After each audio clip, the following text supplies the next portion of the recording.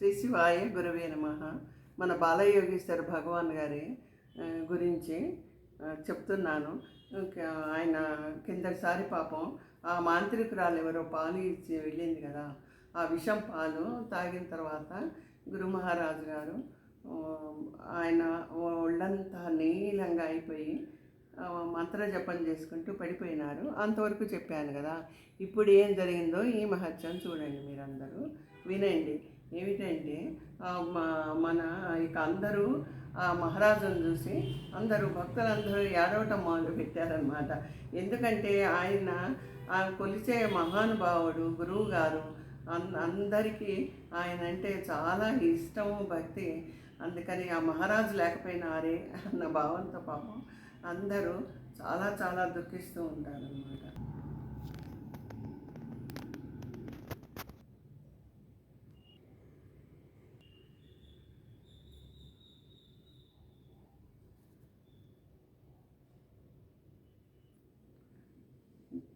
భక్తులందరూ మహారాజును చూసి ఏడుస్తూ పాపం వారికి ఏమీ తెలియని అయోమయ స్థితిలో ఉంటారు.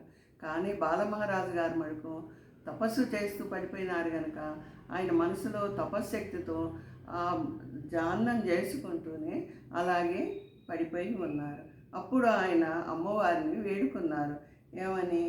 నేను ఈ లోకంలో నువ్వే కదా అమ్మ తల్లివి, జగన్మాతవి, ప్రపంచమంతా నిండినటువంటివి.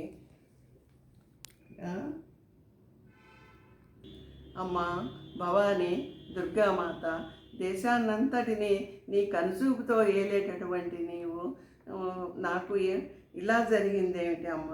జగదాంబ, నీవే స్వయంగా వచ్చావని ముక్కోటి దేవతలు కొలువైన ఆ గోమాత పాలు నేను ఆ భక్తురాలి వేడుకున్నదని తాగాను కదా, నాకు ఇలా జరిగింది ఏమిటి? నీ బిడ్డనైనా నాకు ఇలా జరగటం ఏమిటమ్మా అని ఆయన చాలా చాలా అమ్మవారిని వేడుకుంటూ ఉన్నారన్నమాట. అంతలో ఎక్కడి నుంచి వచ్చిందో కానీ అమ్మవారి కృప ఆ భవానీదేవికి కలిగిపోయింది.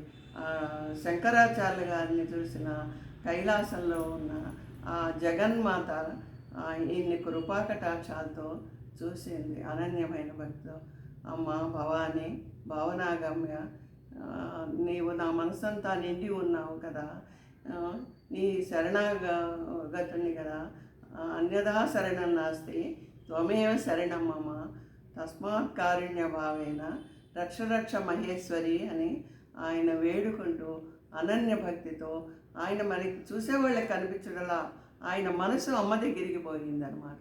కైలాసంలో శంకరాచార్యుల గారు వెళ్ళినట్టుగా ఈయన మనసు అమ్మ దగ్గరికి పోయింది. అప్పుడు ఆ అమ్మయ్య లీలలు చూడాలి, భగవాన్ మీద ఎలా చూపించారో అక్కడికి ఈ విషయం తెలియగానే ఇంతలో పరుగున బాలయోగేశ్వర గారి అమ్మగారు ఉన్నారు కదా, సావిత్రబాయి, వాళ్ళ నాన్నగారు రామారావు మహారాజు గారు, వారి మేనమామ అందరూ పరుగున అక్కడికి వచ్చి ఆ దృశ్యాన్ని చూసి వాళ్ళు కూడా చాలా శోక సముద్రంలో మునిగిపోయి ఉన్నారు. ఇలా ఉండగా వాళ్ళందరూ అక్కడ ఉండగా అనుకోకుండా ఒక పాము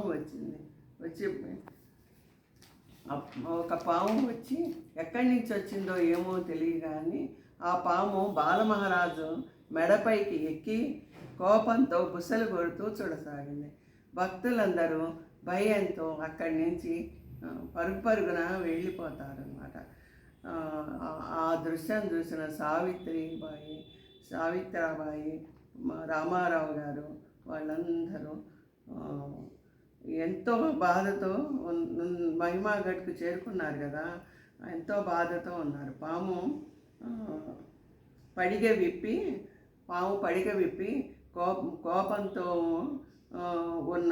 ఉందన్నమాట. అన్నీ తెలిసిన రామారావు మహారాజు గారు ఆయనకు ఒక ఆలోచన వచ్చి ఆయన ఏం చేశారు, అది అమ్మ ప్రారణేమో యాదేవి సర్వభూతేషు శక్తి రూపేణ సంస్థిత అన్నట్టు ఆయనకి ఎక్కడి నుంచి ఆ శక్తి వచ్చిందో కానీ దూరం నుంచి ఆయన ఒక దీపం వెలిగించి ఒక కొబ్బరికాయ కొట్టి 5 అగరబత్తులు వెలిగించారు.